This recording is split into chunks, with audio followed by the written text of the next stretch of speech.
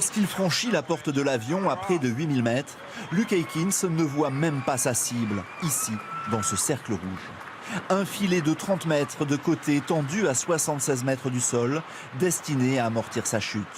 7620 mètres d'altitude, c'est la hauteur de 23 tours Eiffel, plus que le Mont Blanc, à peine moins que l'altitude de croisière d'un avion de ligne. Pourtant, ce cascadeur de 42 ans, entraîneur des forces spéciales américaines, s'élance avec un masque à oxygène, une caméra, mais sans parachute. Je m'entraîne pour ça depuis 2 ans. J'ai consacré ma vie à la chute libre et je veux repousser les limites. Pour le maintenir sur la bonne trajectoire, 3 parachutistes l'accompagnent. À 3500 mètres, l'un d'eux lui retire son masque. Sa vitesse atteint alors 290 km/h. À 1500 mètres, les équipiers ouvrent leur parachute. Luke doit désormais se guider seul vers le filet. Si je veux aller vers l'avant, je me penche en avant. Pour la droite, je m'incline vers la droite et pour l'arrière, je me penche en arrière. Et ainsi, je me dirige vers la cible.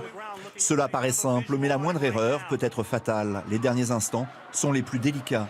Au dernier moment, il doit se retourner sur le dos pour que le filet absorbe au mieux l'impact.